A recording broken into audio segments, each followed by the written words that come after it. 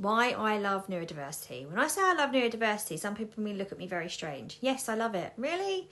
Yes, I do. And it's not because it's easy, not because it's trendy, and it's definitely not because my brain feels organised, because really, if you see my brain on a Monday morning, you know that isn't true. For 17 years, I worked in corporate. Spreadsheets, meetings, performance, reviews, back-to-back calendars. I learned how to be professional. I learned how to mask. I learned how to sit still when my brain wanted to sprint. I learned how to nod when I was overstimulated. I learned how to over-prepare because I was terrified about being found out. And I was good at it. Too good. But underneath the competence was the exhaustion. Because when your brain works differently, the systems weren't built for you in mind. And you spend a lot of time and energy trying to look like everyone else. Then came the diagnosis. Well, before I started work with dyslexia. Then later in life, autism and ADHD. And suddenly the story changed.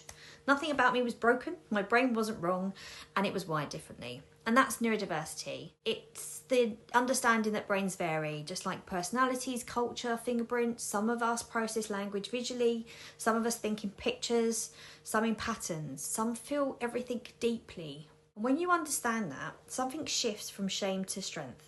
Now, I'm also a parent of a neurodivergent child, and if you want a crash course in humility, patience and advocacy and unconditional love, become a parent of a child who doesn't fit the tick box. You learn very quickly that behaviour is communication. You learn that meltdowns are not manipulation. You learn that school systems are not always built for every nervous system or learning style. You learn to fight gently but firmly, and you learn to celebrate the smallest of wins. And you also learn that the world desperately needs the ways of thinking.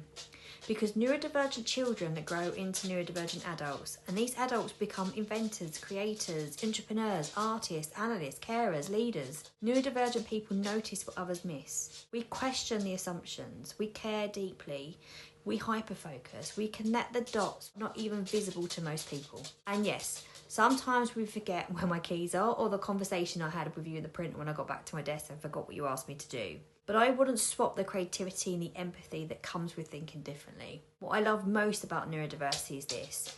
It invites us to move from judgment to curiosity. Instead of asking, what's wrong with you? We ask, what do you need? Instead of saying, just try harder, we say, how can we adjust this? Instead of assuming laziness, we consider overload. Instead of labelling someone difficult, we ask, what environment might allow you to thrive? Because without empathy, we miss the human in front of us. Without understanding, we push people to survive rather than succeed. Choosing love in this space is not soft, it's powerful. It's saying, I will try to understand your experience even if it's different from mine. I will believe you when you tell me something is hard. I will celebrate them small wins with you. That's why I do what I do. I want children to sit in the classroom and feel seen, not less. Not too much, not too difficult. I want parents to feel understood, not judged, not blamed, not exhausted and alone. I want adults in the workplace to stop masking themselves into burnout. I want leaders to recognise that inclusion isn't about charity, it's about unlocking potential. Neurodiversity isn't about superpowers, it's about humanity. It's about recognising that different nervous systems exist and that difference is not a flaw. When we choose empathy, we create environments where people don't have to hide. When we choose understanding, we reduce shame.